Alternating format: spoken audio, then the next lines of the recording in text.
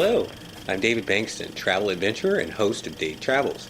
In this episode, we travel the famous Alaskan coastline via the Norwegian Jewel cruise ship. Traveling by cruise provides the greatest opportunity to cover the most ground in a week's time frame. Our cruise departed from Seattle and stops at Ketchikan, Juneau, Skagway, Victoria, British Columbia, then back to Seattle. Alaska offers so many amazing sights it was hard to squeeze it all into one episode, so I only picked the top 3 destination ports for this episode. Sit back, relax, and I hope you enjoy this extended episode of Dave Travels. First up, Ketchikan. This air and marine transportation hub for southeast Alaska gets its major income from 2 sources: tourism and being the salmon capital of the world. Alaska Airlines has a gateway to Ketchikan from Seattle, Juneau, or Anchorage. From here, you can grab a Seawind Aviation air and land adventure over the Misty Fords Wilderness area on a de Havilland Beaver seaplane. This plane has been the workhorse since 1947 and still the gold standard of seaplanes.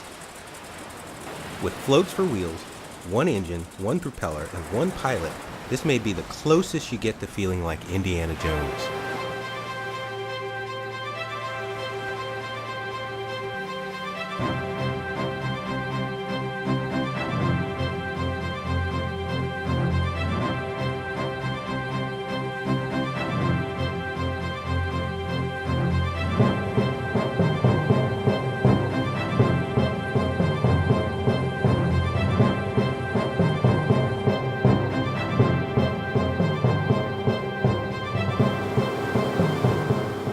Mother Nature does some of her most majestic work in Alaska. 2 million acres of protected land is home to Kodiak, polar, brown, and black bears, as well as humpback whales and bald eagles. We touched down on this poetic lake to take photos while standing on the floats. This 50 to 70 million year old valley carved by glaciers is called the Yosemite of the North. It is one of the most beautiful places on Earth. We close this part of our tour with stunning sunset views as we cross the Inside Passage on our cruise ship.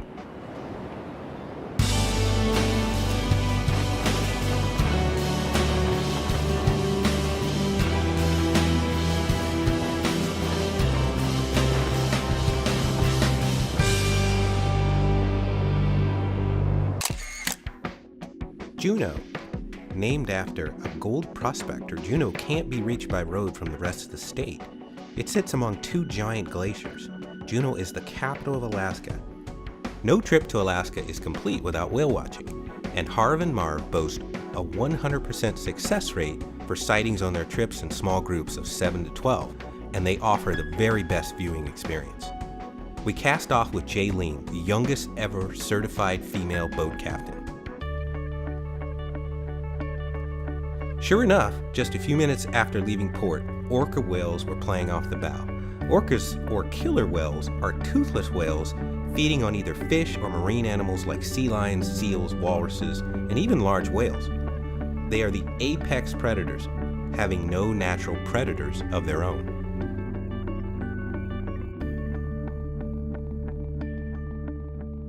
There goes the tail! Wow! We stopped at the famous Mendenhall Glacier, 12 miles long and responsible for creating this lake from its melting ice. The Mendenhall has receded 1.5 miles in the past 50 years and continues to melt. Back in town, we had lunch at the Red Dog Saloon, world famous for providing hospitality to weary travelers and locals since 1940. It is the oldest man-made tourist attraction in Juneau. Memorabilia includes a walrus usk, paper currency signed by miners from around the world, and Wyatt Earp's gun that he checked but failed to reclaim on his way to Nome. It's only a paper hanging over the hardwood seat. But it wouldn't be make-believe if you believe in me. The next leg of our cruise treated us to views of mile-high walls of granite and huge up-close glaciers. Alaska is home to more than half of all the glaciers in the world. Ice fields and over 100,000 glaciers cover much of Alaska's surface. Crumbling ice off the face of a glacier is called calving and can be very dangerous, so don't get too close. Dark stripes running down the middle of the glacier consist of pulverized rock that was pushed up between two merging glaciers. Skagway, British Columbia. In a single year from 1896 to 1897, this remote town grew from a few tents to a city of 20,000 gold seekers.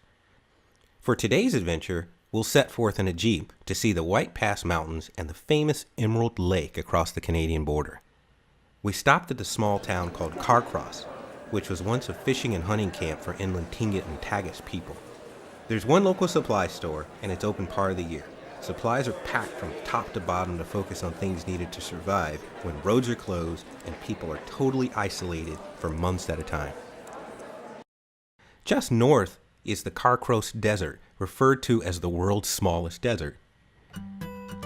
This area is packed with wildlife, including brown and black bears, who like to use the road for easy travel, so you don't even have to get out of your car to spot them. Emerald Lake in the Yoho Canadian National Park is one of its largest 61 lakes and is a premier tourist attraction. Due to its elevation of over 10,000 feet, the lake is frozen from November to June.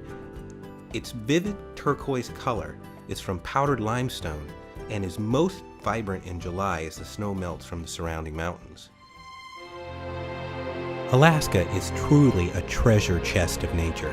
It's been said the air tastes like champagne, and with a list of tops like Mount McKinley, the tallest mountain in the U.S., over 100 volcanoes, and the only point in the U.S. where you can experience 24 hours a day and 24 hours at night, Alaska really did pick the right state flower, the forget-me-not, and I certainly won't forget this trip anytime soon.